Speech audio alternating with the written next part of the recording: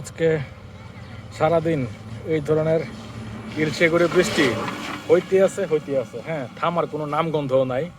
এখন এই ধরনের প্যারা অনেকের কাছে হয়তো রোমান্টিক মনে হইতে পারে, অনেক কবি সাহিত্যিকের কাছে মনে হইতে পারে যে তারা কবিতা লিখবে, গান লিখবে, বাট আমার মতন বাইকার যারা আছেন তাদের হচ্ছে যে এই অবস্থা, সারা শরীর ভিজা, এই যে পায়ের অবস্থা, এই যে বাইকের অবস্থা, রাস্তার অবস্থা।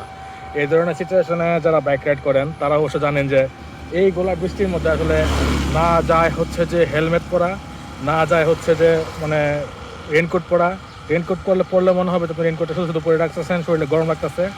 আর যখন আপনি হেলমেট পরবেন তখন আপনার কাছে মনে হতে পারে যে হেলমেটের মধ্যে টাচ টাচ করে একটা বৃষ্টি ফোটাফোটা সামনে ভাইজনটা গোলা হয়ে যাচ্ছে, যে কারণে হেলমেটও পরা যায় না, রেনকোটও পরা যায় না, বাট এভাবে করে ভিজতে হয়। এই হচ্ছে অবস্থা।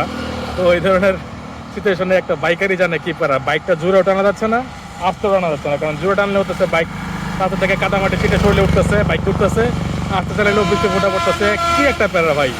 যাই হোক, যারা বাইকার তারা এই প্যারা সহ্য করে বাইক চালায়, আর এটাই বাইকারদের জন্য একটা অ্যাডভেঞ্চার।